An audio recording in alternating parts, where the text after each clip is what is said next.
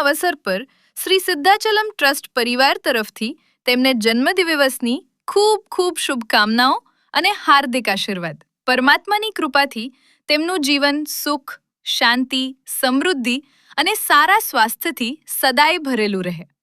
આરતી.